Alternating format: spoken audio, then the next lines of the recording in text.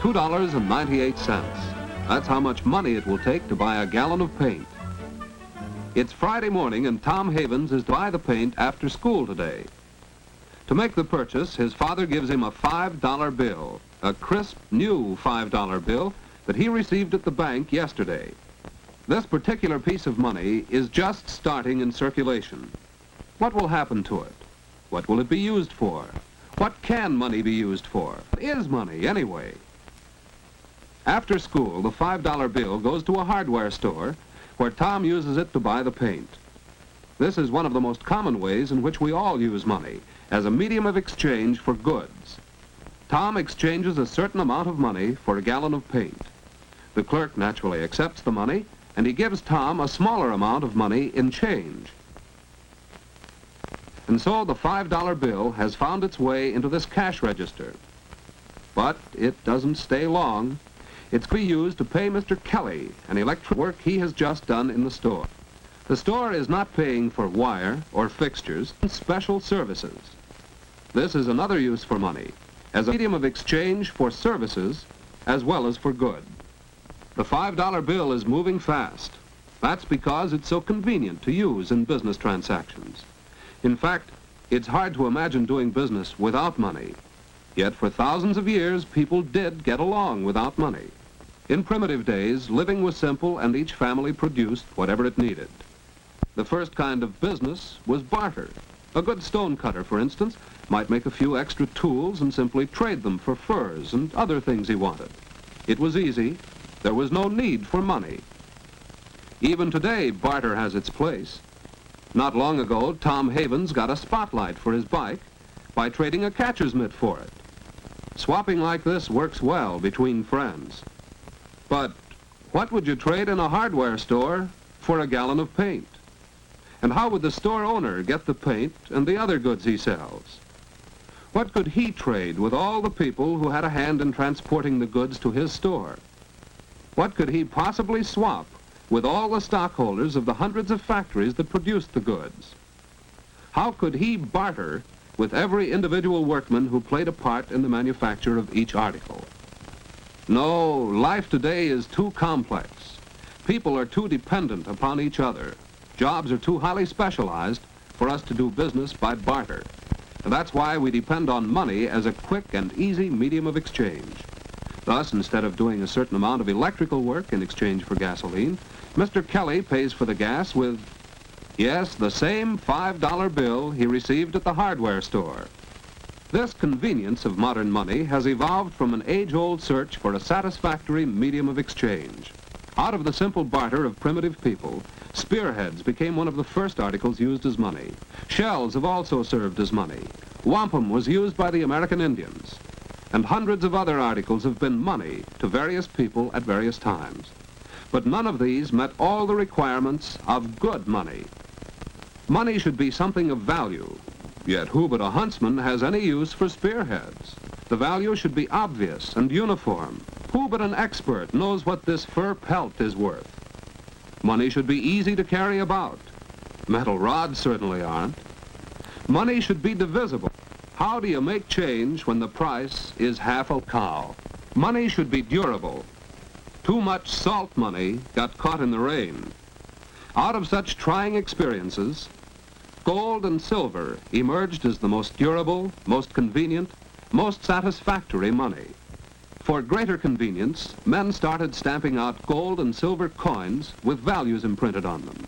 Later, governments took over the exclusive function of coining money, because unscrupulous men began to cover cheap metal discs with gold and silver plating. So today in the United States, any money is counterfeit and so worthless unless issued by the federal government, and anyone who knowingly tries to spend counterfeit money may be fined a large amount and sent to jail. The coins we use are made in one of the 3 mints of the United States Treasury, located in San Francisco, Denver, and Philadelphia. And from the Bureau of Engraving and Printing in Washington comes our paper money, including, of course, the $5 bill of this story. This represents the final stage in the evolution of modern money. For while metal coins are handy for dealing in small amounts of money, when transactions require larger amounts, paper money is far more practical. A $5 bill, for example, is much easier to handle than, say, $5 in dimes. And just imagine buying something that costs $100 and paying for it with 10,000 cents. So the values of the money we use every day are the values fixed by the government. The paper bills and even the coins are not in themselves actually worth the amounts they represent. Their face values, however, are guaranteed not only by huge reserves of gold and silver, but by the stability of the government, which fixed those values. As long as people remain confident that our government is strong and secure, they will continue freely to accept and spend its money without questioning the value, as they have done with our $5 bill, which is now about to move again, because Mrs. Moore has come in to cash a check. A check is not money. It is one kind of substitute for money. Its value is guaranteed not by the government, but by the person who signs it. Since the man at the filling station knows Mrs. Moore, he is willing to take her word that she has enough money in the bank to make the check good. So he cashes it for her. Saturday morning finds the $5 bill still in Mrs. Moore's purse. How will she use it? Good morning. May I help you? Yes. Can you tell me the price of those bookends in the window? Yes, that pair is $8.75 and most attractive. I'm afraid that's more than I care to spend. Do you have a cheaper pair? I do have one pair left that's an exceptional value. It's really worth $6.50, but it's on sale at just $5.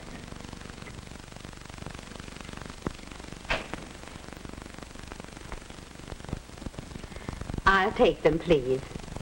They're very good looking and certainly worth $5. Worth $5. Yes, since the value of our money is fixed by the government, we use it as a standard for measuring other values.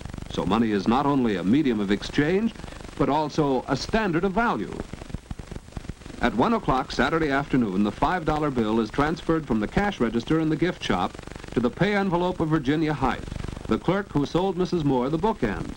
And when Miss Height goes to spend the bill, she learns how money serves still another purpose. Hello. Do you want to make another payment on your radio? Well, yes. But I see the price has gone up since I bought it. Well, don't worry about that. You have to pay only the original price of $30. Oh, I'm glad to hear that. Your balance is just $15. I was so sure the price when I bought it was only $30. So we see how money serves as a standard for future payments, a yardstick by which we measure the value of anything bought or sold to be paid for in the future. But what of the $5 bill? Soon its adventures take a strange turn. This radio shop is where Tom Havens works after school and on Saturdays. When he's finished his work for the week, he gets a $5 bill. As we have seen, it could be the same $5 bill his father gave him to buy the paint. And where did his father get it? From the bank, and it's going back there. Tom deposits the $5 bill in his savings account. He deposits his money every week, storing it up for his future needs. This way, he's using money as a storehouse of value. Thus, our $5 bill has completed one round trip from the bank and back. Tom first used it as a medium of exchange for goods. Mr. Kelly received it as a medium of exchange for services. It was convenient for him to carry around and use for any business transaction. And no one ever questioned that it was worth $5 because its value has been fixed and guaranteed by the government. When Mrs. Moore made her purchase, she used money as a standard of value. And Miss Height found that money is also a standard of future payments. When the bill returned to Tom, he used it as a storehouse of value. Now it's back in the bank, but it will pass through many, many more hands before it is worn out and withdrawn from circulation. It may even go along with some world traveler who will soon exchange it for an equal value of money of some other nation. For modern money, convenient to use, easy to recognize, and universally accepted for the value fixed by a stable government, It is money which makes possible our complex international society of business, trade, and travel.